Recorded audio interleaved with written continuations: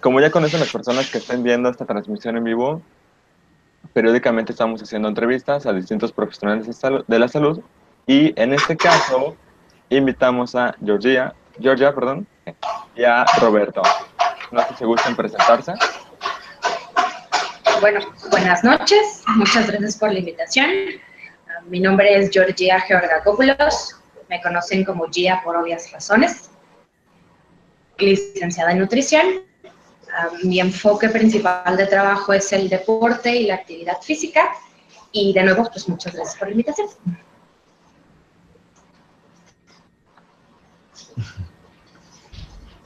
A ver, se perdió el audio. ¿Me escuchan todavía por allá? Sí. Sí, ok. Bueno, mi nombre es Roberto Aguilar. Radico aquí en la ciudad de Cancún. Yo soy coach certificado en, bueno, de las que más me siento orgulloso son las de CrossFit, Wayside Barbell y hay también Precision Nutrition, que también ahí como que me gusta un poquito la nutrición también. Ahí me pueden encontrar en las redes sociales, siempre ando publicando cosas con mi página University en el grupo de Ciencia del Ejercicio. Ya llevo rato en esto de CrossFit, desde el 2011 me tocó la primera certificación en México que hubo de CrossFit, allá con pura gente que estábamos todos espantados, no sabíamos qué era esto, en qué nos estábamos metiendo, pero pues aquí seguimos todavía en este rollo, muy, muy emocionados. Ok, muchas gracias por la presentación, Georgia, y Roberto.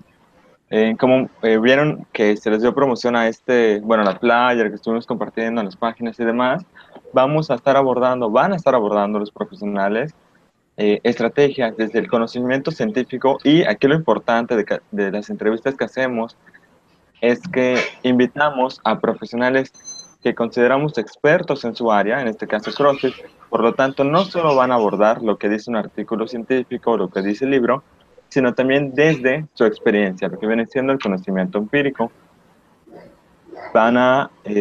Vamos a abordar desde el atleta recreativo, la persona que solo quiere llegar al box, a practicar CrossFit por mero gusto, porque le comentó un amigo y demás, porque quiere bajar de peso, etcétera, como la persona que ya es un atleta de alto rendimiento y ya practica competencias, ¿no? Entonces, vamos a comenzar con cómo es que, bueno, antes que nada, cómo es que, para ambos, ¿eh? ¿Cómo es que se desenvolvieron en esta área? Ok, ya presentaron sus credenciales, pero ¿cómo es que llegaron al CrossFit? ¿Y por qué no a otro deporte? Bueno, yo ya tengo cerca de 11 años, más o menos, a nivel de nutrición deportiva, tanto a nivel de recreacional como a nivel de alto rendimiento. Mi enfoque principal del trabajo podría decirse que son los deportes de fuerza y potencia. Trabajando con diferentes asociaciones relacionadas con la halterofilia o el weightlifting. Yo tengo cerca de trabajando directamente con la parte del CrossFit y cuando llego aquí a Quintana Roo, a la ciudad de Chetumal, tengo la oportunidad de empezar a entrenar en un box llamado CrossFit Chetumal, donde el dueño del box es un atleta elite mexicano y con proyección a nivel internacional llamado Fernando Villafaña. Empezar a trabajar en conjunto y sobre todo empezar a aplicar diferentes técnicas relacionadas con en relación con suplementación y alimentación, y creo que de ahí empieza mi parte en el trabajo de CrossFit. Ya había tenido diferentes pacientes o atletas asesorados a nivel recreacional, pero creo que ya hace casi 4 años es cuando viene mi parte del trabajo con CrossFit Elite. Y creo que de ahí, en base a los resultados que afortunadamente hemos tenido, se ha esparcido la parte de la consultoría nutricional en diferentes ámbitos del CrossFit, ¿no? Tanto los recreacionales y afortunadamente también a los niveles elite. Entonces creo que ahí empieza mi historia con el CrossFit. Bueno, de mi parte, pues ya hace como 10 años estoy más interesado con los deportes de rendimiento, con el powerlifting, no tanto con lo estético. Y pues la transición fue muy de poco a poco irse enamorando con esta idea que manejaba Glassman del atleta completo, la atleta que no únicamente se ve bien, ni tampoco tiene una fuerza máxima en su 1RM, un levantamiento olímpico o en un powerlift, sino que también tiene esa capacidad de ser bueno en diferentes modalidades. En aquel tiempo me centraba más con atletas de, digamos, de esta disciplina que apenas tenía auge, que era el MMA, y pues era algo resultaba bastante interesante y aplicable para este deporte, y pues en aquellos tiempos nos gustaba mucho todo este tipo de entrenamiento que incluía todos estos diferentes aspectos y modalidades, que se parecía mucho a las demandas de un atleta de artes marciales mixtas. Y ya con el tiempo, pues ya lo tuvimos que tomar como un deporte porque fue creciendo. Al principio era una cosa de garajes nada más, entrenábamos en el patio de esta forma, era difícil conseguir el equipo allá por el 2010, pero poco a poco ya se fue haciendo más accesible, se tomó el curso, todo esto ya se volvió un poquito más serio. Y pues de allá para acá hemos ido cada vez profesionalizándolo un poquito más. Ya no es una cosa que se practique en un garage, es una cosa que tampoco que sea una prescripción para todos del mismo modo. En los gimnasios que tuvimos propiamente de CrossFit eran más grupales, y ya en el estudio que tenemos ahorita es un poquito más personal. Tenemos ya no únicamente atletas de CrossFit, tenemos atletas de Jiu-Jitsu muy exitosos, oficinistas, de todo un poco, pero cada quien con un trato personalizado. Aunque estemos en un grupo de 5 personas, cada uno tiene su programación personal, que es la única forma en que uno puede llegar ya a un nivel más alto en cualquier disciplina o inclusive en lograr sus propias metas. Ok.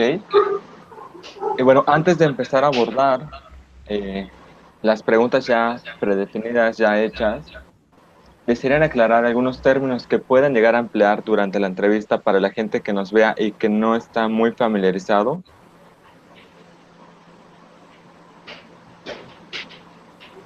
Bueno, al menos desde el punto de vista nutricional, creo que no hay una terminología como muy complicada. Probablemente en el aspecto ciertas tendencias dentro de nutrición o ciertos estilos de alimentación que se han ligado mucho con el CrossFit, como el paleo, por ejemplo, o la dieta paleo, que la nueva tendencia es el ayuno intermitente. Estos serían a lo mejor los conceptos un poquito más complicados en cuanto a comprensión desde el punto de vista de la alimentación, que de nuevo son tendencias dentro de la nutrición que no aplican a muchísimos de los pacientes o muchísimas de las personas que practican CrossFit, pero que precisamente por eso, por ser tendencia, por ver en redes sociales que ciertas personas lo realizan o incluso para obtener algún resultado estético, tienden a utilizarlo, ¿no? De mi parte, no creo que haya palabras que sean muy específicas del deporte, salvo si acaso usar la palabra WOD, que es como que la programación diaria, macrociclo, mesociclo y microciclo, que venía siendo macrociclo, digamos, una planeación del entrenamiento a largo plazo, mesociclo a un mediano plazo, a un mes, y microciclo a una semana, ¿no? Creo que son los conceptos más relevantes. Lo demás lo iremos explicando en palabras más sencillas. Ok.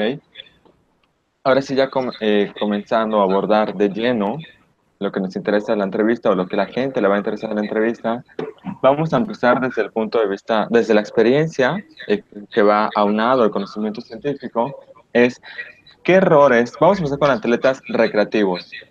Aquel atleta que llega al box que no, bueno, atleta, persona, cliente que no quiere realmente competir a nivel regional, estatal, nacional, internacional, etcétera, y simplemente acude por o salud, mejorar sus pruebas de laboratorio, o por composición corporal, es decir, ganar músculo, perder grasa, perder peso corporal.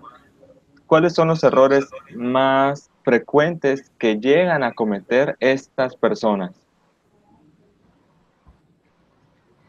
Bueno, desde el punto de vista nutricional, podemos mencionar algunos. El primero, yo creo, es la información que encuentran disponible en las redes. Considerar que todo lo que vean, que realizan otras personas que practican la misma disciplina deportiva e incluso a nivel de alto rendimiento o a nivel elite, podría funcionarles a ellos. individualizar la parte de la alimentación sería un punto. O buscan más una cuestión estética que una cuestión de rendimiento, es llevar planes de alimentación muy restrictivos que puedan mermar no solamente el factor de la composición corporal y el rendimiento deportivo, sino generar desequilibrios importantes, tanto en sus componentes corporales como ya a nivel de salud, por ejemplo. Y creo que otro punto también es el factor de muchísimas ayudas, tanto farmacológicas como a nivel de suplementación, que consideran deberían utilizar el rendimiento o el objetivo estético que están buscando en un periodo mucho más corto de tiempo, ¿no? Porque desafortunadamente queremos resultados express, queremos resultados rápidos, y si puedo implementar cualquier tipo de ayuda en productos comerciales o en estrategias nutricionales o de entrenamiento que me... Bueno, creo que ese es uno de los errores principales que los atletas recreativos cometen, al menos lo que yo he visto. De mi parte, lo que siempre se ha visto desde el comienzo de CrossFit es que una de las cosas que hace muy bien CrossFit y Greg Glassman allá desde CrossFit Inc. es la publicidad en videos y en las redes sociales, donde se ven hazañas de fuerza, de resistencia impresionantes, y pues las personas que llegan nuevas a tu box, a tu gimnasio, pues quieren imitar esos comportamientos. Eso del lado de las personas, pero mejor dicho, los errores se cometen del lado del coach, del entrenador, porque tenemos que darnos cuenta que a pesar de que, digamos, el librito de CrossFit nos maneja que los ejercicios son escalables a todo mundo, hay muchas deficiencias en cuanto a rangos de movimiento, en cuanto a capacidad de estabilización del core y las articulaciones, cosas que tenemos que tomar en cuenta cuando elegimos los ejercicios que vamos a ocupar con una persona nueva, y debemos conocer una equivalencia de ejercicios que podamos ocupar para lateralizar los ejercicios que estamos ocupando. Un ejemplo de esto es el clásico ejemplo del snatch con barra, que para muchas personas que pasan demasiado tiempo frente a la computadora en esta posición de cifosis con los hombros al frente, es muy difícil lograr esa posición con la barra overhead y en esas posturas la parte baja de la sentadilla.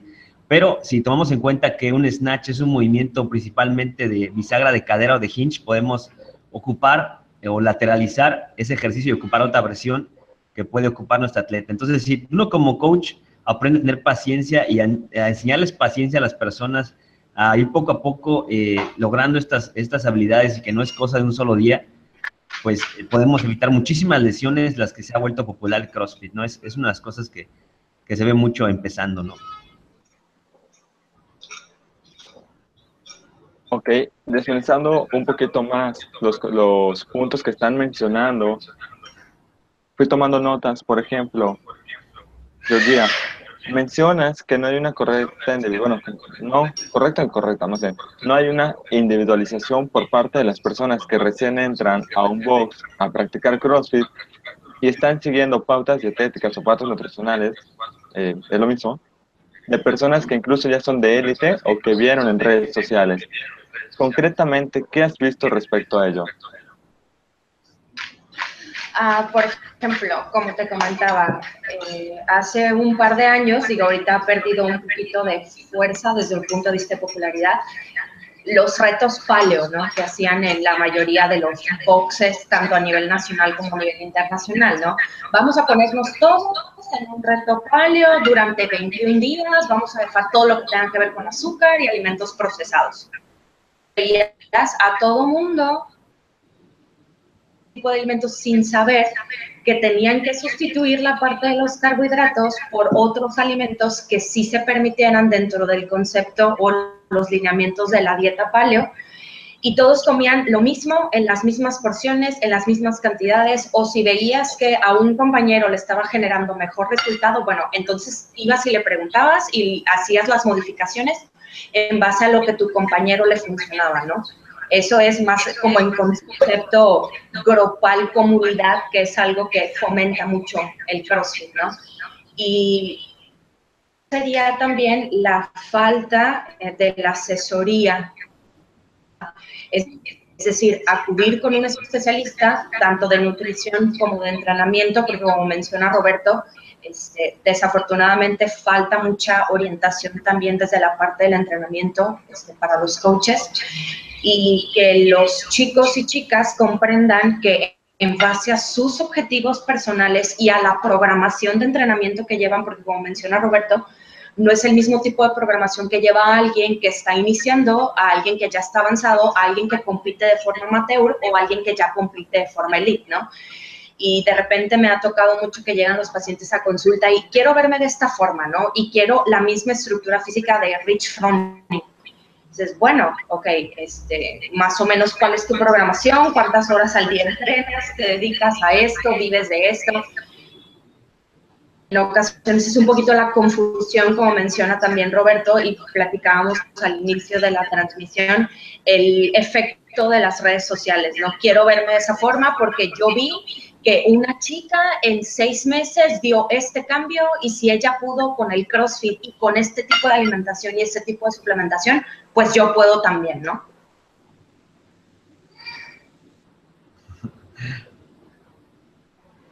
Ok. Bueno, aprovechando, Georgia, mencionaste igual un mal empleo de ayudas ergogénicas, nutricionales y farmacológicas. Farmacológicas, ¿cuáles te ha tocado ver? Bueno, desde lo sencillo, entre comillas, y probablemente no es el término correcto para utilizar, analgésicos, antiinflamatorios, no aprenden a escuchar los límites de su propio cuerpo dentro del mismo ímpetu de, pues, si no duele, no sirve.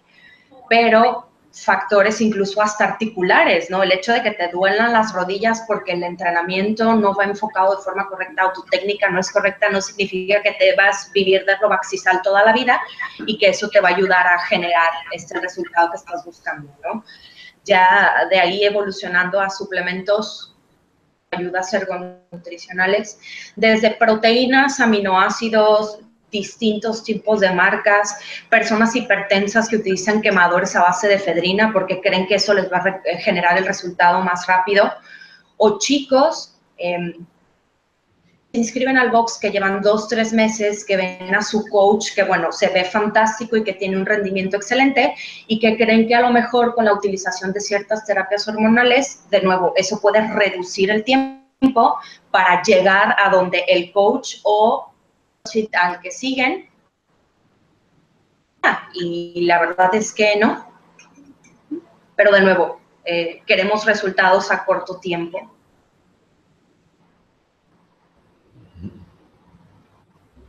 Sí, esa es una triste realidad. La gente quiere resultados rápidos, instantáneos y con poco esfuerzo.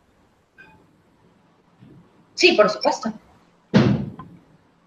Roberto, mencionaste 2 puntos que me llamaron la atención. La primera, y la relaciono con el estilo de vida de pleno siglo XXI, en el que la mayoría del tiempo estamos totalmente siendo sedentarios en una computadora, en un smartphone, en una tablet, trabajo de oficina, y que cuando llegan al box, mencionaste un ejercicio, no recuerdo si era el snatch Sí, el o el snatch. overhead, sí, ¿verdad? Que les cuesta trabajo. Sí, ¿Qué tan frecuente? en general es un síndrome muy común. Cuando estamos mucho tiempo sentados, lo podemos ver si están por ahí en su computadora. La posición que adoptamos es, digamos, tomando el mouse, el teclado, los hombros tienden a irse al frente, el músculo pectoral se acorta y hace que nos quedemos un poquito en esta posición que se conoce como cifosis. Lo mismo ocurre en la espalda alta, los músculos al estar los hombros rotados hacia el frente se quedan demasiado laxos, demasiado débiles. Y con las piernas lo que comúnmente ocurre es que pasando mucho tiempo sentados, todo el grupo muscular del glúteo, el isquiotibial, está en relajación, en extensión, mientras que los músculos del psoas, que son los contrarios en frente, se mantienen contraídos y acortados. El cuerpo es una máquina que se adapta, digamos, a la forma donde se mantenga la mayor parte del tiempo. Y cuando queremos, digamos, devolverla a su posición correcta o la posición más correcta para el desempeño atlético, cuando, por ejemplo, en la parte alta, en los hombros, están rotados al frente y con mala activación escapular, o sea, de la parte alta, es difícil lograr una buena posición, algo arriba de la cabeza, hacia una barra, hacia una kettlebell, etcétera. Sí, como les comentaba, el psoas está demasiado, es el músculo que está enfrentito, con el que levantamos las piernas, digamos, cuando hacemos abdominales colgados. Está muy corto, Ya todo tiene sentido con mis nervios. inhibe que el glúteo funcione, y el glúteo no arranca, digamos así, cuando hacemos un swing, cuando hacemos un clean, y la espalda baja termina cargando todo eso. Del mismo modo, el abdomen no se activa mientras estamos sentados, en fin. Es una cascada de cosas que ocurre que hay que ir, digamos, componiendo peldaño por peldaño, escalón por escalón, hasta que ya podamos hacer un movimiento más complejo, ¿no? Entonces, como coaches, si queremos hacer, digamos, lo padre de CrossFit, que es entrenar todos al mismo tiempo en una clase, debemos de adaptar los ejercicios conociendo las deficiencias de cada persona, de modo que este atleta se pueda motivar estando lado a lado con una persona que lleva ya bastantes años entrenando, pero que sin embargo pueda tener el mismo efecto en los mismos grupos musculares y sentir este aspecto de tribal, que es algo muy hermoso de CrossFit, donde todos trabajamos con una misma meta y en un mismo reto, que es lo que al final de cuentas fomenta esta famosa adherencia al programa, que tiene altísima CrossFit comparado a otros, ¿no? Roberto, las malas posturas que mencionas, producto del estilo de vida y demás, ¿pudieran considerarse lesiones o no son lesiones? No, pueden llevar a lesiones, pero no son lesiones como tal. Pueden llevar, digamos, bueno, no sé si se alcance a ver, por ejemplo, si el pectoral está demasiado tenso y uno quiere llevar el brazo hacia atrás, como en un overhead squat, que es el ejemplo más extremo, el brazo no puede alcanzar su posición y lo que hace es rota hacia afuera, y esa rotación exagerada ya puede ocasionar una lesión. Propiamente la mala postura no es una lesión, es simplemente un desbalance muscular. Ciertos músculos tienen predominancia en la articulación y otros están dormidos, digámoslo así, o demasiados laxos, con bajo tono muscular, ¿no? Ok. ¿Y qué tan frecuente es que te lleguen, en tu caso que tienes un box, qué tan frecuente es que te lleguen personas ahora sí con lesiones? A lesiones como tal, bueno, siendo honestos, de CrossFit, de algunos CrossFit sí llegan con lesiones ya, por esto mismo, de que no se toma en cuenta detalles como una pequeña evaluación.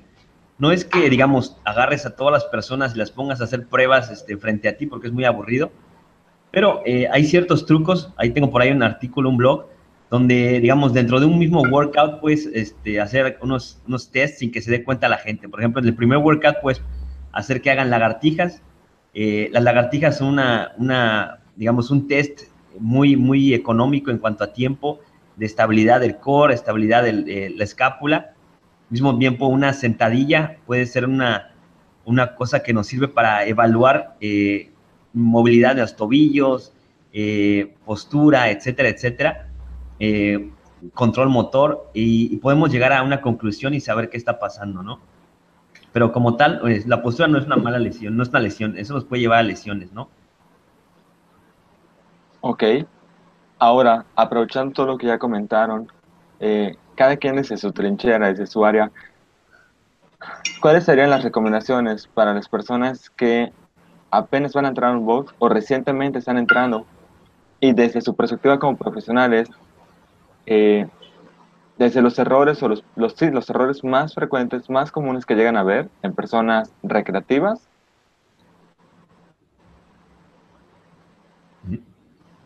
Buscar asesoría personalizada totalmente desde el punto de vista de la alimentación. A toda esa orientación, cuáles son las estrategias nutricionales que podrían funcionar en base a los objetivos. ¿Por qué? Porque no todas las personas tienen los mismos objetivos al momento que llegan a un box. No a todo el mundo le interesa competir, no a todo el mundo le interesa desarrollar su fuerza, no a todo el mundo le interesa desarrollar su masa muscular, no todo el mundo quiere bajar de peso. Hacia los objetivos individualizados, la composición corporal, el antecedente de actividad física que tienen, y por supuesto el estado nutricional, es entonces como se puede prescribir de alimentación que genere los resultados físicos, estéticos, de rendimiento, pero sobre todo en factores de salud, ¿no? Creo que la asesoría en todas las áreas que tengan que ver con la actividad física, sobre todo con el CrossFit, que como menciona Roberto, se ha ganado la fama de tantas lesiones, es precisamente por eso, ¿no?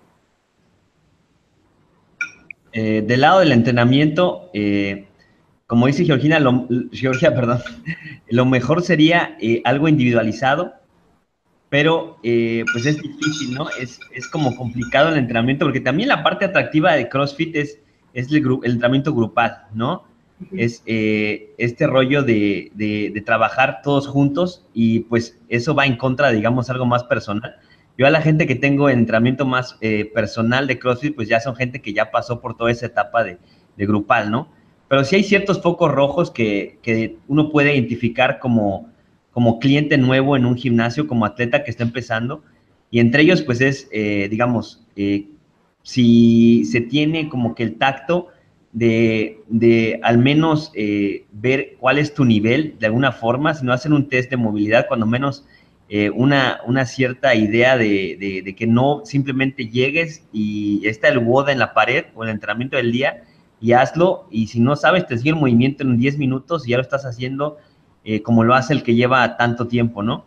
Otro foco rojo es, digamos, que la finalidad de los entrenamientos sea cansarte, ¿no? Que todos los entrenamientos sean demasiado pesados siempre y que al final de la semana o la quincena acabes destrozado, ¿no?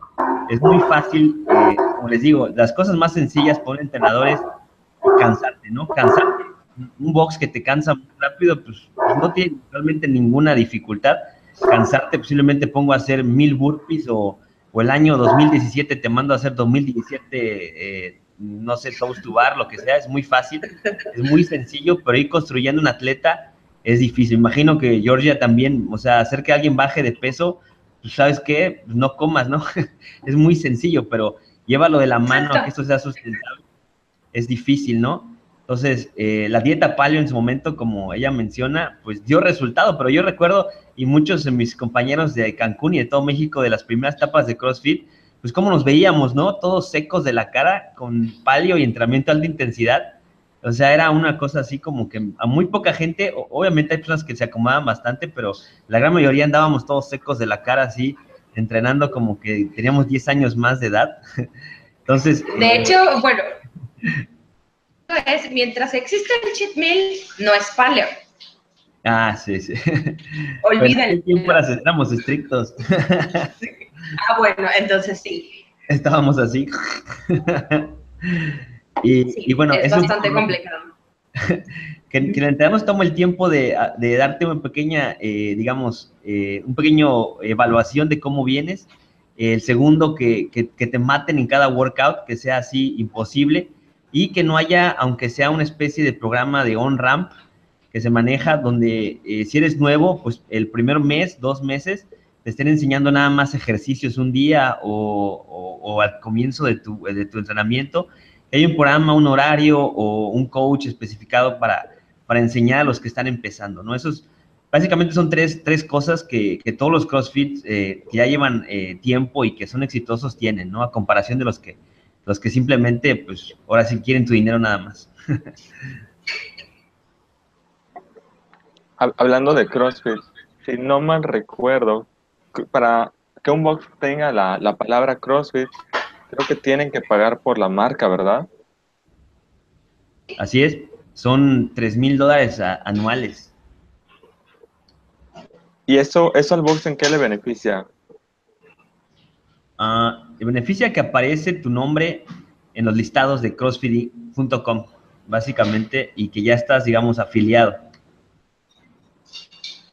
Y en el caso de los atletas, de los boxes afiliados, por ejemplo, los que compiten en el Open o la etapa del Open, que es previa a los regionales, evidentemente tienen muchas más facilidades con el factor de la comprobación de los videos, entre otras cosas. Entonces, para aquellas personas que sí están inscritas en esa etapa y que sí compiten, o sea, que son competitivas, sí puede ser una ventaja. Para los que no conozcan, el Open es una competencia mundial que la primera etapa es por internet, ¿no?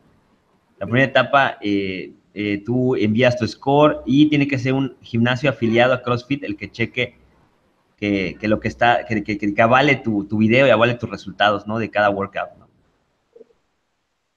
Y el atleta, por ejemplo, tiene que pagar algún costo adicional por practicar en algún box certificado por CrossFit.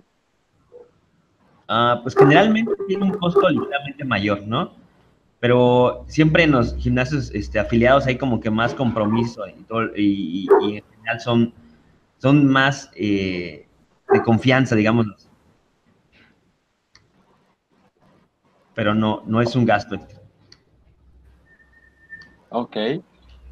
Hasta el momento estábamos conversando de atletas recreativos, la típica persona que recién entra y quiere cambiar ya sea su estilo de vida o ya sea que viene de un deporte y entra a CrossFit, ya sea por composición corporal, performance, bla, bla, bla, ¿no? Pero si nos pasamos al otro grupo más selecto, a los atletas de alto rendimiento, y regresamos, replanteo la misma pregunta, ya en élite, desde su experiencia, ¿cuáles son los errores más frecuentes que suelen cometer, ya sea precompetencia, intracompetencia o postcompetencia? Bueno, desde el punto de vista de la alimentación, en ocasiones pueden no llegar a los requerimientos energéticos que necesitan. Generalmente tenemos el concepto de que comemos mucho, ¿no? Y muchos de ellos creen que por el tipo de elecciones de alimentos que realizan, eso cubre con el requerimiento calórico que tienen. Tienen la etapa de llevar una alimentación más saludable o más limpia, les llaman ellos. O al revés, por la cantidad de actividad física que realizan, pueden estar comiendo paquetes y paquetes de galletas Oreo todos los días, porque pues, justifica por la cantidad de actividad física que realizan, ¿no? Entonces, muchos de ellos se llenan de azúcar precisamente por eso. Creo que ese sería un factor, no cumplir con la parte energética en cualquiera de los dos sentidos. Otro es también el atleta, por supuesto,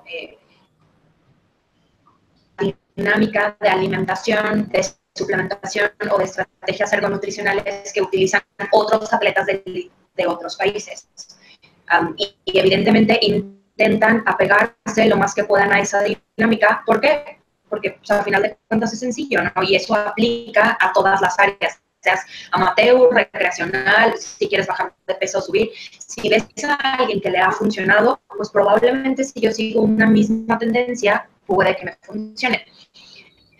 Y en el Inter, por ejemplo, en el caso de las competencias, de repente, en base a los resultados que tienen, consideran que si generan cambios importantes en la estrategia de alimentación y suplementación, eso podría generar también un cambio importante en el resultado, ¿no? Entonces, creo que querer hacer cambios muy bruscos o muy abruptos en periodos cortos o periodos incorrectos de tiempo, como en el caso de los días de competencia, es algo que de repente sucede, ¿no? Sobre todo con el atleta elite que apenas va iniciando en la parte de vigilar el aspecto nutricional.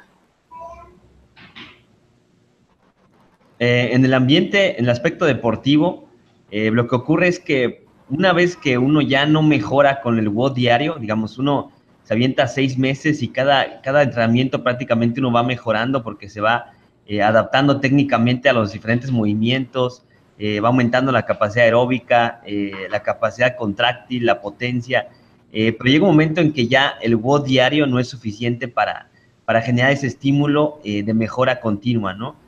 Y en ese momento, ¿qué es lo que pasa? Pues el atleta que ya no es suficiente el estímulo que está ahí, lo primero que hace es aumentar los watts diarios. Eso, lo que ocurre normalmente es que ya, el atleta se fatiga demasiado y pues no mejora en realidad, ¿no?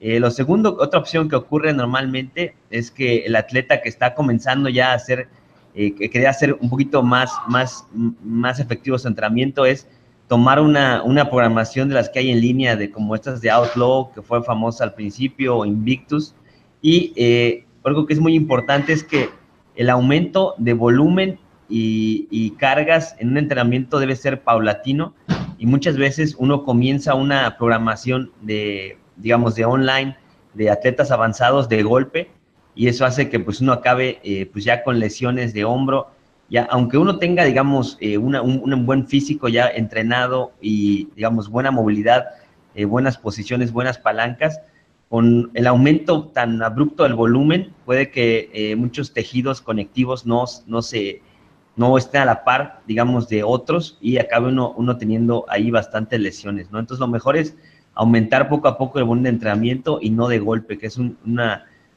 cosa que ocurre mucho.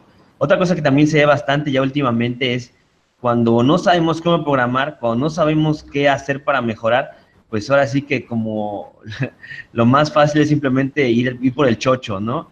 Quizá todavía no tengamos esa maestría técnica o una priorización correcta de fuerza, ya no digamos a gran escala, sino a nivel de microciclo de semana, pues lo que es más fácil es simplemente recurrir a ayudas hormonales que pues, nos van a dar obviamente mejor desempeño, pero luego lo que pasa mucho es que acuérdense con los esteroides, pues el tejido como tendinoso y conectivo pues no mejora a la par que el muscular, y pues ahí vienen muchas lesiones muy tontas y que pueden haberse prevenido, ¿no? Y, por ejemplo, para reforzar la parte que mencionó Roberto de la fuerza, otro error que yo he observado que tienen no solo los atletas elite, sino el atleta recreacional, amateur o de diferentes escalas competitivas, es el aumento abrupto de peso, precisamente por la parte de fuerza, ¿no? El concepto de si peso más, voy a poder cargar más. Entonces, tienen que subir 10, 15, 18 kilos a partir de alimentación o con la utilización de terapias hormonales, como también menciona Roberto. Entonces, el cuerpo no se adapta tanto o tan rápido al factor de la aptitud física. Entonces, tienes chicos que con ese aumento de peso, aunque sea de masa muscular, no readaptan la parte cardiopulmonar.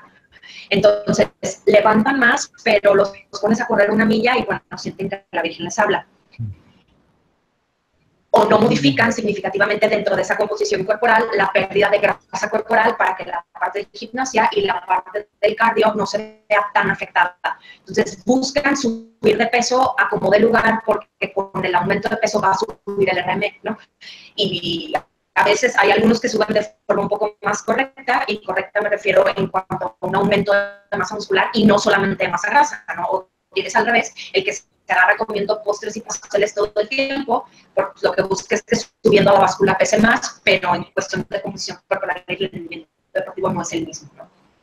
Sí, es muy cierto lo que dice Georgia. Es diferente el simplemente aumentar la fuerza como en un deporte de potencia como la halterofilia y el powerlifting, pero como ella bien menciona, aquí es muy importante la fuerza relativa. Si tenemos más fuerza pero pesamos más y no se equipara lo que hemos aumentado, pues hay que tener ahí precaución, ¿no?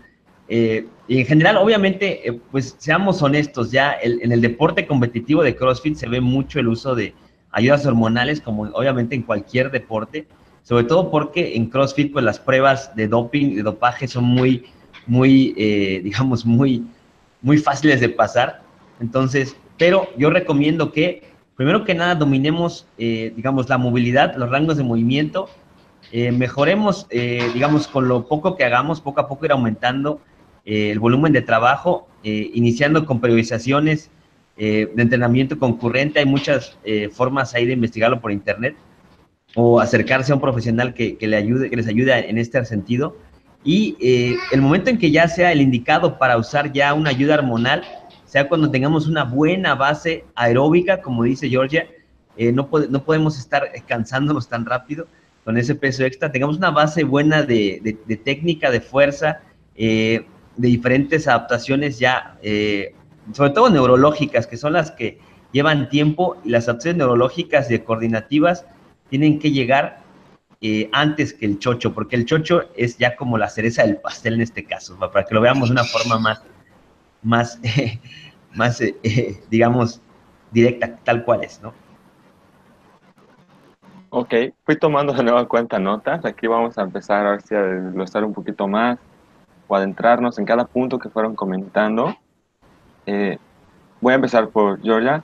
Y Georgia, comentaste algo que, bueno, incluso lo habías comentado, creo que también en el atleta amateur, el recreativo, que es el hecho de, desde el punto del balance energético, cuando buscan un balance energético positivo, lo hacen a como den lugar, incluyendo una alta cantidad de alimentos ultraprocesados, llámese pingüinos, llámese sabritas, llámese lo que fuera, ¿no? Bueno, eso ya, o sea, tú lo comentaste, realmente yo no convivo con atletas de CrossFit, no sé qué alimentos en específico se van, pero aquí la pregunta interesante sería, teniendo en cuenta la cantidad de ejercicio, la cantidad de actividad física que realizan los atletas, ¿qué tanto riesgo hay en su salud, medido por marcadores bioquímicos, el hecho de que estén consumiendo cualquier alimento sin prestarle importancia con tal de tener un superávit calórico? ¿Y qué tan frecuente es que se vean alterados sus marcadores bioquímicos? Fíjate que es muy, muy común, ¿eh? Muchos de ellos con los que he tenido la oportunidad de convivir, de repente tienen alteraciones en ácido úrico por el exceso de proteína, todo de nuevo buscando el aumento de masa muscular y claro, lo obvio es, pues quiero subir de músculo, necesito consumir más proteína, ¿no?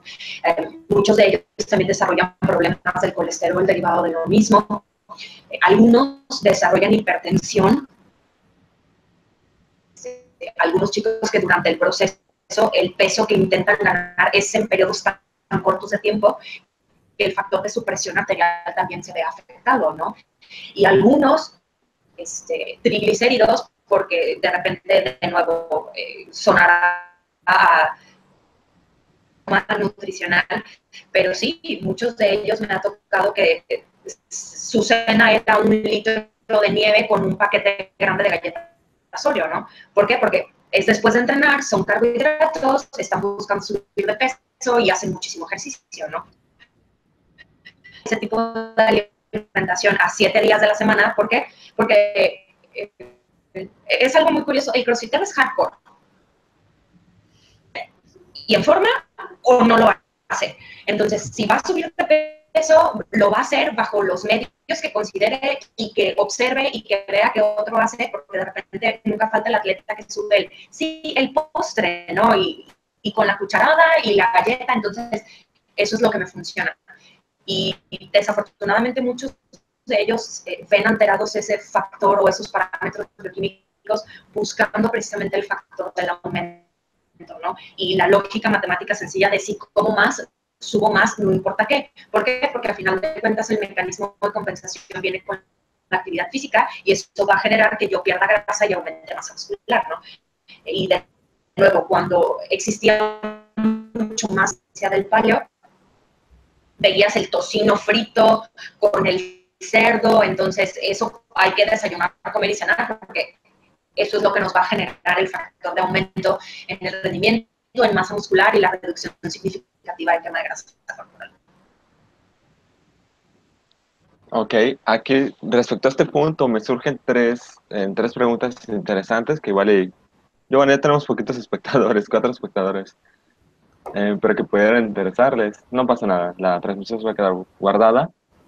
La primera es, en CrossFit, en este deporte en específico, ¿qué relevancia, qué importancia tiene la composición corporal para el desempeño atlético del deportista?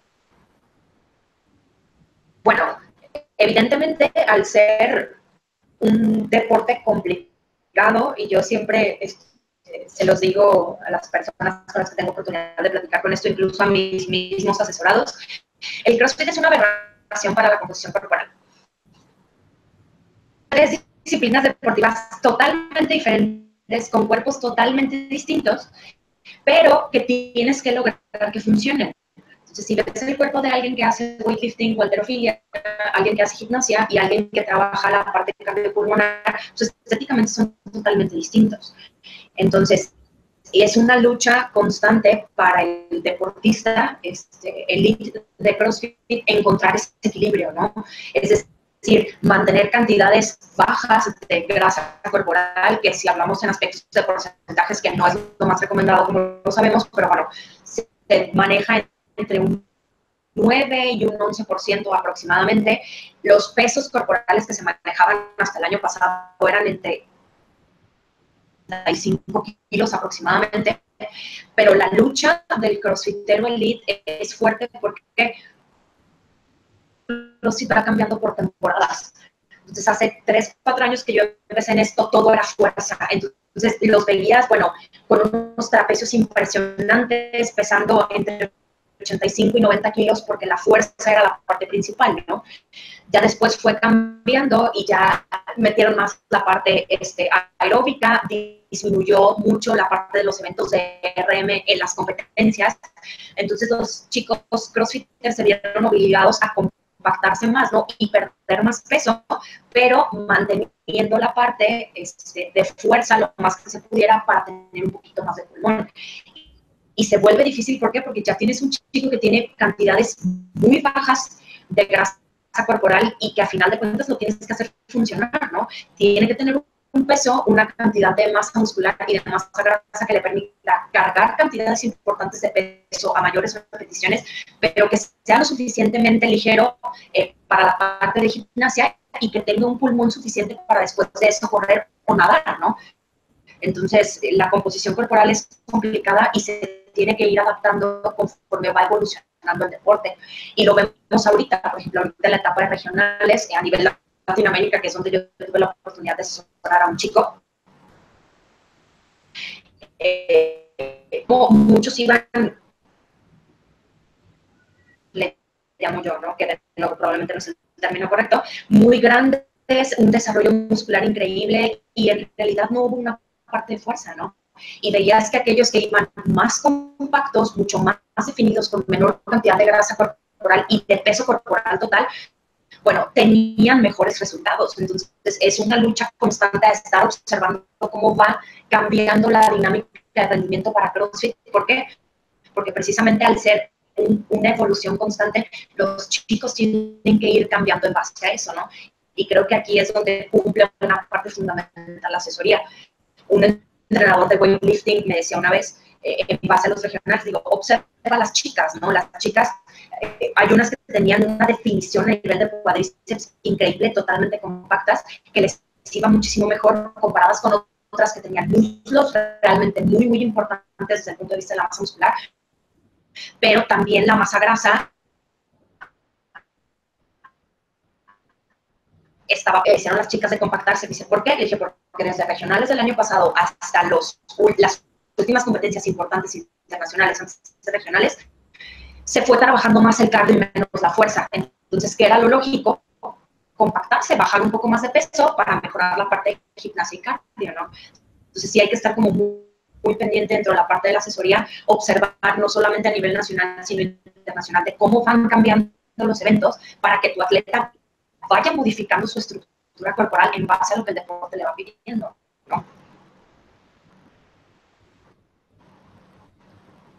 En base a esto, me surgen dos preguntitas muy sencillas, que va a ser una breve interrupción para hacerle la pregunta a ambos, a ustedes dos, y luego seguimos con las preguntas con Georgia, para luego irnos ahora sí de lleno con Roberto. Y estas dos preguntitas es, con lo último que comentas, Georgia, si CrossFit ya, o sea, es un deporte, ¿hay lineamientos o cómo ustedes como profesionales pueden darse cuenta de cuál es la capacidad física que van a estar trabajando en el año competitivo para que su atleta gane un primer lugar? O sea, lo que mencionabas, Georgia, de que anteriormente le prestaban más atención, me imagino que los jueces, a la fuerza, y hoy en día va más al aspecto cardiorrespiratorio. Ustedes como profesionales que tienen atletas a su cargo, ¿cómo pueden darse cuenta de cuál es la última tendencia? ¿Hay lineamientos que les lleguen a ustedes, a un correo electrónico, en una página web, algo similar? En mi caso, yo que he tenido la oportunidad de asistir a diferentes competencias internacionales asesorando a varios de los chicos con los que afortunadamente tengo la oportunidad de trabajar y que me han permitido hacer experimento y medio con ellos, algunos nos han funcionado, otros no. Entonces, a mí me sirve mucho esa parte, ¿no? La parte experimental de estar en las competencias, de analizar, de observar las dinámicas de las programaciones, los cuerpos de otros chicos elite que no son de México, de Latinoamérica, sino que vienen de Europa o que son de Estados Unidos, que son como el estándar con el que generalmente intentan compararse los chicos elite de Latinoamérica. Creo que eso a mí me ha funcionado muchísimo, ir a diferentes competencias a lo largo de la temporada anual para ir observando cómo se van dando esos cambios, ¿no? Y número 2, estar siempre al pendiente, ¿no? De las redes sociales, de ver qué están haciendo tus atletas, analizar las programaciones que llevan, los esquemas de alimentación, los cambios de suplementación. O sea, también es un trabajo mucho de estar pendiente y de estar siempre informando de en tal competencia quién ganó, cómo su estructura física, cómo estuvieron los eventos, cuáles fueron sus tiempos. Es mucho trabajo de investigación también, aparte de aquel que ves en las competencias y ves aquel que el pulmón no le da y probablemente es el peso, tomarse fotos con los atletas para hacer un análisis posterior en aspectos de composición corporal, analizar los diámetros óseos, las estaturas, más o menos la relación del diámetro de los hombros con la estructura de la cadera, qué tan grandes son los muslos para los eventos de fuerza. Entonces, asumo que lo difícil dentro del CrossFit es que es una disciplina que cambia tanto y que está tan poco estudiada hasta ahorita, al menos desde el punto de vista de alimentación y de nutrición, que es una adaptación constante, es estar viendo lo que aplica para otros deportes de fuerza, de gimnasia, de resistencia, y aplicarlo con las competencias más actuales, ¿no? Y contra los atletas más actuales.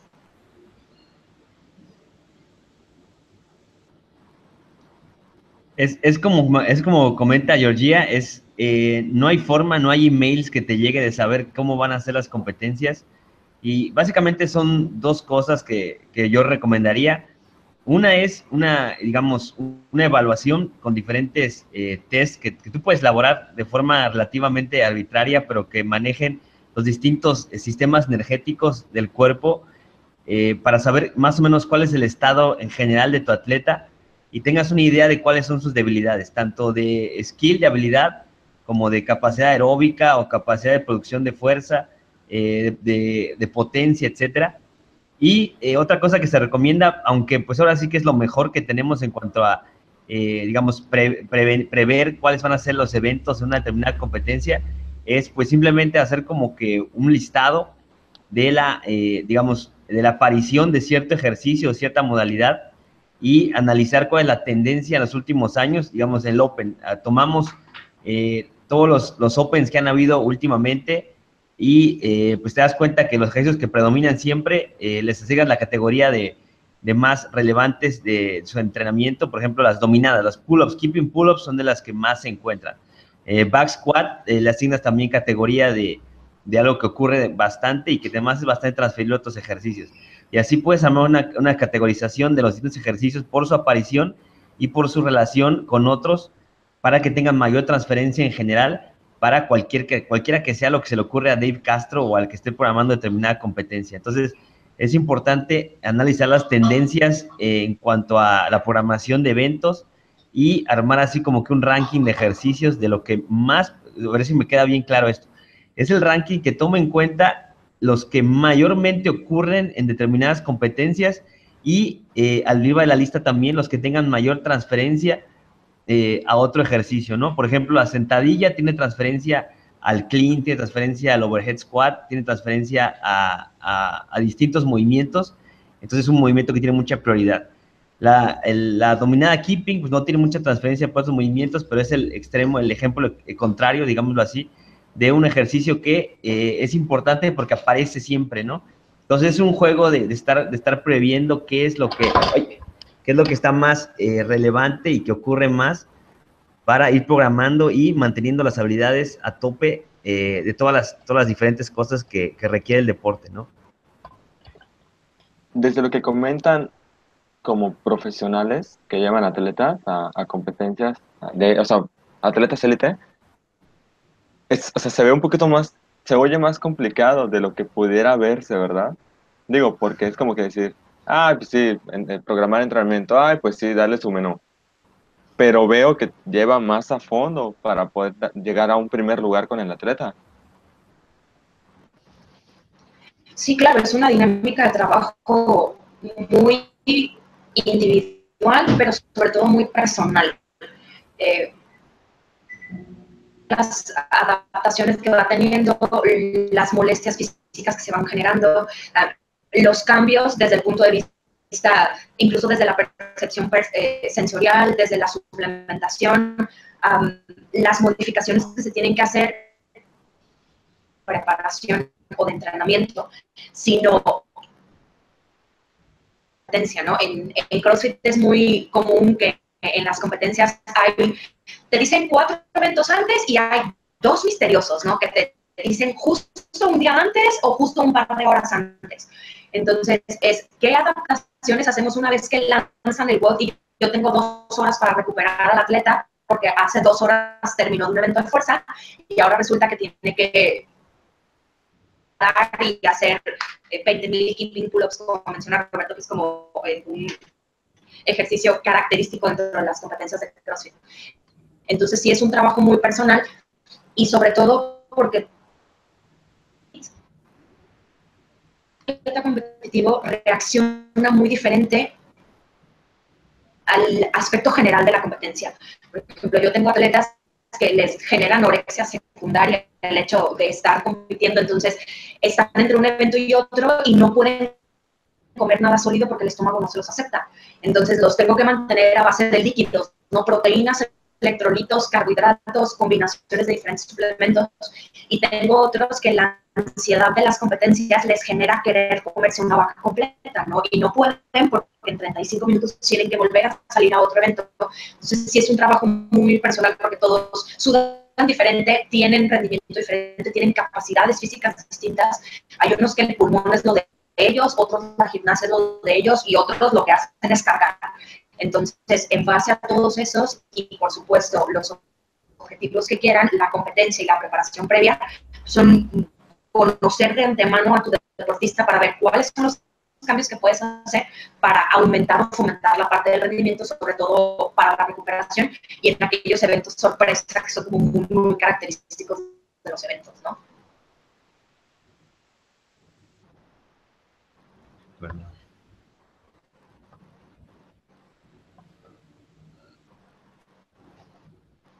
Roberto, ¿algo que quieras agregar? Ahora sí me escuchen bien ahí. ¿Sí me escuchan? Es que se Sí, fue un poquito el audio. sí. Sí, ahí está bien. Ok. Sí. Ok, bueno.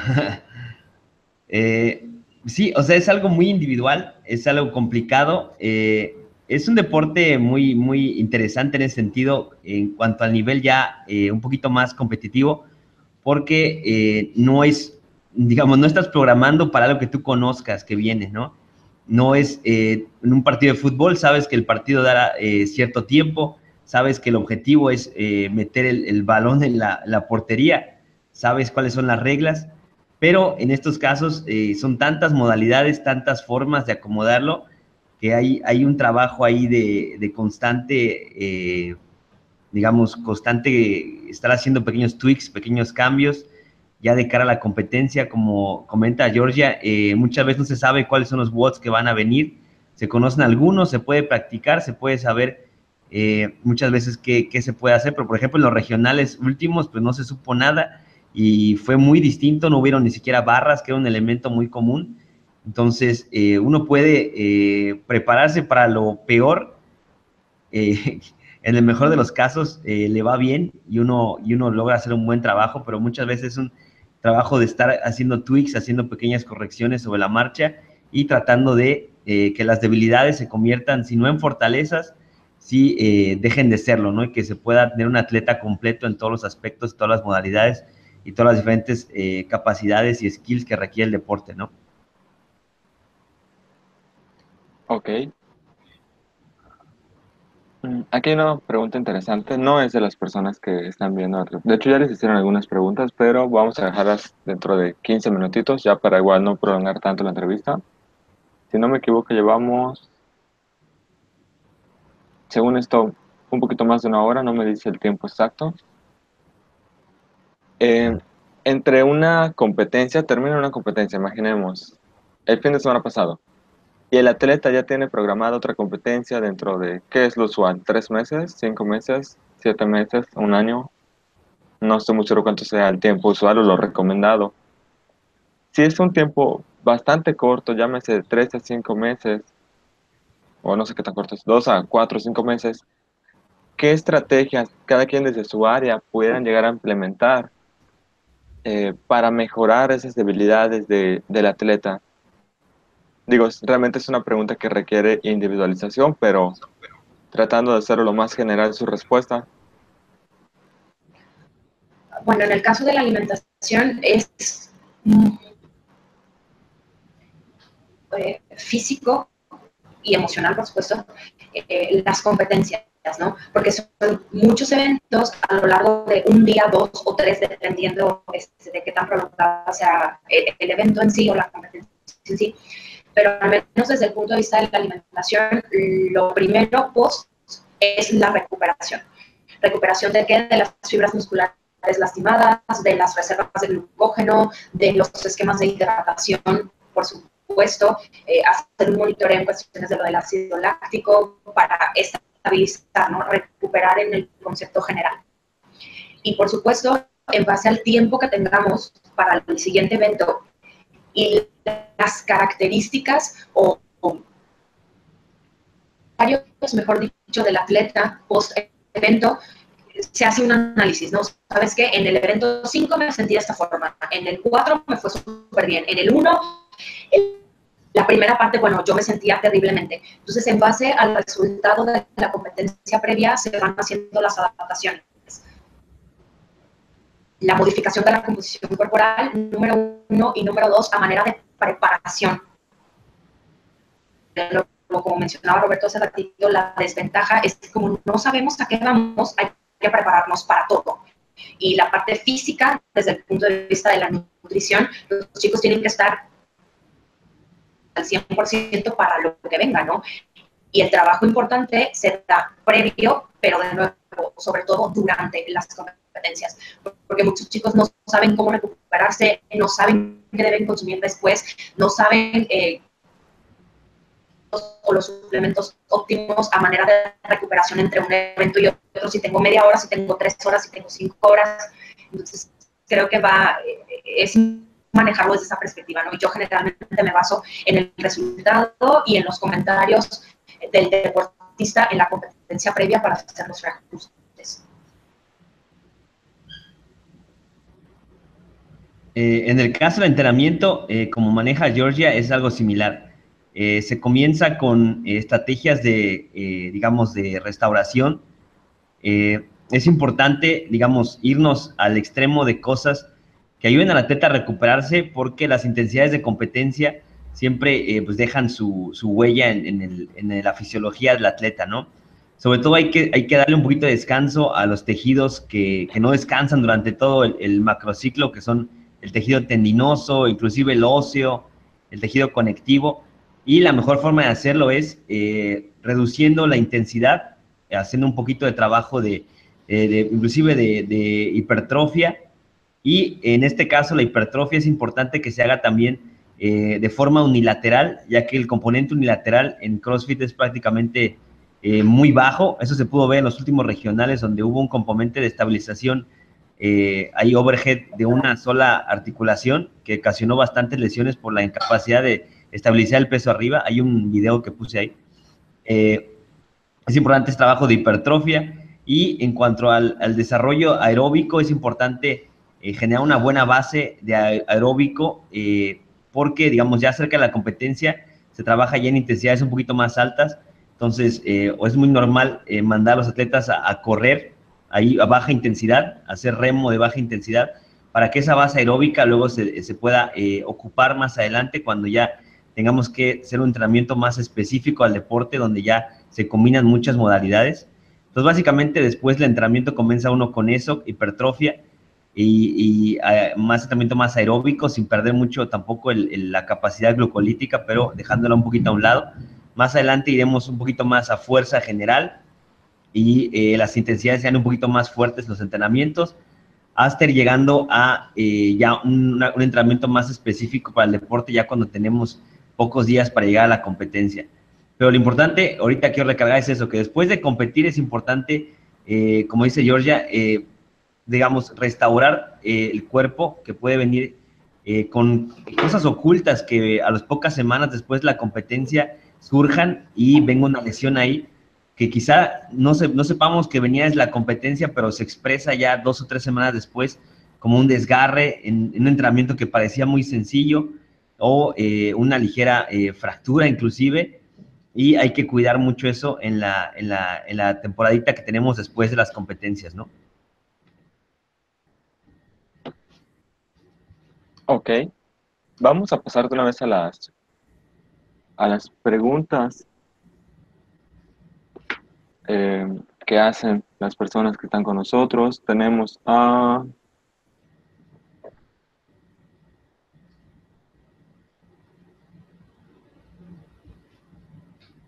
Ok, pregunta Grisela Torres, cualquiera de los dos pueden contestar, o ambos, como gusten. Dice, cuestiones de ciclos u hormonales, ¿qué opinan de ellos?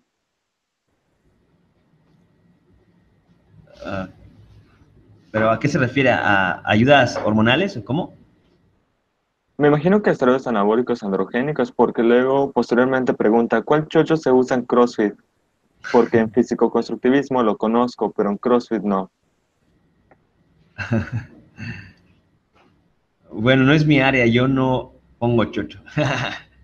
Yo únicamente programo. Si me dice el atleta que tiene, digamos, ayudas hormonales extra, pues es más fácil para mí aumentar el volumen. Y las cosas en que ayudan más las ayudas hormonales, porque se requieren mantener demasiadas capacidades físicas a tope y requieren mucho volumen de entrenamiento, pero ahora sí que no es mi especialidad qué ayuda hormonal usar. Solo programo cuando me dicen que tienen una ayuda ya dentro de ellos, pues obviamente sí que hay que adaptar el entrenamiento, pero no podría decir cuál es como tal. ¿Georgia sigue ahí o se desconectó? Ahí está. Georgia, ¿nos puedes escuchar bien? Hola. Disculpen, fallas técnicas. No, no te preocupes. ¿Quieres contestar a la pregunta de Grisela? Perfecto. A ver, platícame, no escuché nada. Sí, pregunta Grisela. Bueno, lo voy a leer tal cual. Dice, ¿cuál chocho se usa en CrossFit? Porque en físico-constructivismo lo conozco, pero en CrossFit no. Pues esta pregunta se la tendría que hacer directamente a algún atleta. Ese tipo de sustancias, dice que admita que las utiliza. El uso de terapias hormonales es un secreto a voces, por decirlo de alguna forma, pero afortunada o desafortunadamente sigue siendo un tabú. Es muy difícil que un atleta admita, a final de cuentas, que lo consume. Y en el caso del atleta elite, ellos son sometidos, por supuesto, más a pruebas de dopaje, independientemente de qué tan sencillas o complejas puedan ser, y depende de muchos factores, ¿no? Pero creo que definitivamente esa es una pregunta que tendría que hacerla directamente a algún atleta. Pero está un poquito más práctico. Creo que dentro de las hormonas que más se utilizan es precisamente aquellas que son muy utilizadas dentro del culturismo para el factor del aumento de masa muscular, ¿no? Lo que platicábamos hace ratito. Chicos que buscan un resultado de fuerza en un periodo mucho más corto de tiempo, entonces utilizan de testosterona y otro tipo de fármacos para el aumento de masa muscular, sin medir, por supuesto, el resultado óseo que tienen, porque como sabemos, a través de un análisis de composición corporal, nosotros podemos evaluar la capacidad para la producción o soporte, sobre todo. Entonces, muchos de esa barrera y generan muchísimos problemas articulares. Entonces, de nuevo, a pesar de que es hasta cierto punto un secreto a voces, no es la terapia más recomendada. ¿Por qué? Porque, de nuevo, no es culturismo y el hecho de generar más peso en volumen por masa muscular no representa significativamente un aumento directo del rendimiento deportivo, ¿no? Y muchísimas, sobre todo, también tienen esa tendencia. Ok, yo creo que con eso queda bastante clara la respuesta a la pregunta. Luis Zúñiga pregunta, sigo con la parte ética de no recomendar prescribir esteroides, doping, chochos, pero la pregunta del millón para los que están viendo, ¿los atletas élite que todos conocemos se doparon o no?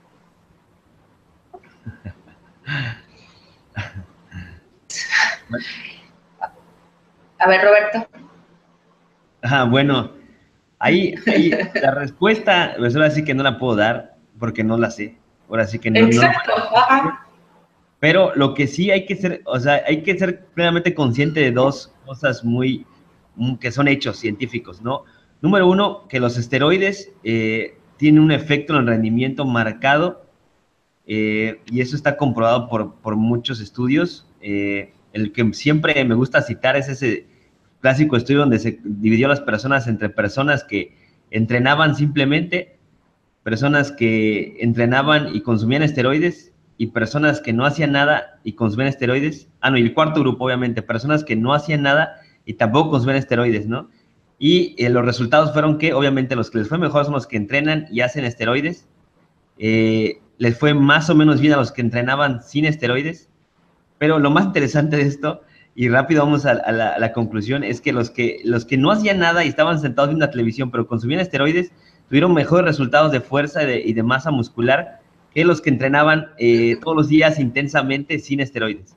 Entonces, la ayuda es evidente, pero hay otro factor también muy importante, que los que tenemos contacto con personas dentro de un gimnasio, es que por ahí siempre aparece un freak of nature, como dicen los gringos, una persona que tiene una capacidad impresionante y que pareciera que consume esteroides.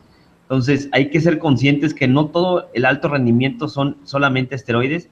Hay personas que tienen esa capacidad de, sobre todo digamos, hay muchos factores que benefician, puede ser desde la misma antropometría, digamos, eso me refiero con el largo y de sus segmentos, de sus huesos. Puede ser donde se insertan sus tendones en esos mismos huesos, que les da una ventaja mecánica. Puede ser el porcentaje de fibras, que son fibras musculares de las que son muchísimo más explosivas, su capacidad hormonal para adaptarse a los diferentes estímulos de uno a otro, su capacidad respiratoria. Son tantas cosas que hay personas que, digamos, que los conocemos, no nos podemos creer, pareciera que tienen chocho y realmente son totalmente naturales, ¿no? Entonces, esos dos aspectos son importantes, hay que tomarse en cuenta, pero la verdad, pues no la sabe uno. Roberto, a propósito, el estudio que estás comentando, ese que estuvo circulando bastante, ¿verdad? Incluso lo ponían bastante en Nutrición Conciencia. Sí, es muy bueno ese. Todavía no he tenido la oportunidad de leer el full text, pero sí vi que muchos lo mencionaron, muchísimo. Es clásico, ya es viejito, pero es muy común, ¿no? Cualquiera que te diga que los esteroides anabólicos no hacen nada, pues enseña, ese es como que el que tienes que tener ahí en bookmark arriba, porque es el que sale en todas las discusiones, digamos, el as bajo la manga para que no te digan que no hacen nada. Claro. Ok. Alma Lidia Díaz Rueda, bueno, ella no pregunta, pero puso, gracias por compartir su experiencia y conocimiento. Saludos desde Hidalgo. Mañana hay que elaborar. Saludos. Me imagino que ya se va a dormir. Saludos. Grisela, nuevamente vuelve a comentar y pone, me interesa literalmente, y en mayúsculas se escribe, lo avanzado, suplementos y programación. Y agrega, pero si lo tienen, basado en hechos. Gracias. Pero ¿cómo? ¿A qué se refiere? ¿Cómo así basado en hechos? ¿Cómo? No sé, también me quedé con la duda de específicamente qué. ¿cuáles son ejemplos de cosas que se utilizan o de programaciones? No Creo sé, que no lo podría ir por entendí. ahí, ¿no? Al inicio Grisela comentó, puso saludos desde Jalisco, soy nutrióloga también deportiva y enfocada en CrossFit. Entonces veo que se desenvuelve bastante bien en el área. No, la verdad no estoy muy seguro a qué se refiere su pregunta, la última pregunta. Mm. Bueno, a ver si Bueno, responde. Si no, no sabría cómo decir. no sé si alguno de ustedes en alguna red social les llegó alguna pregunta que quieran responder. A ver, déjame ver algo. Lo que pregunten seguido.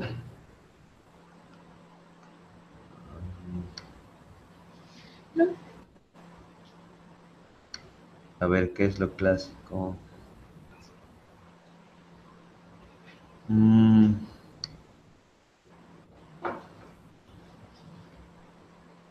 Bueno, lo clásico que CrossFit ocasiona lesiones, bueno, ahí hasta científicamente ya quedó comprobado que hay deportes mucho más lesivos. Ahí, con gusto, les muestro un montón de estudios que hay de que se han tomado en serio a ver si realmente es tan lesivo como dicen y pues resultó que no es tanto.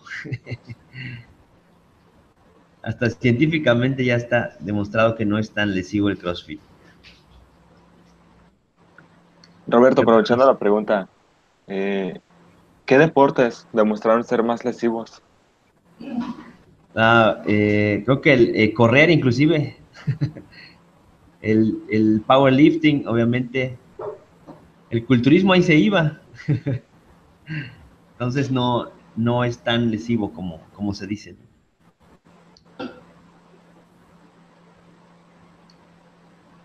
Por mi parte, no tengo ninguna otra pregunta en mis redes sociales. Vientos. Ok. Bueno, Pues ahí le dejamos oficialmente, entonces. sí, oficialmente ya con esto concluimos la entrevista.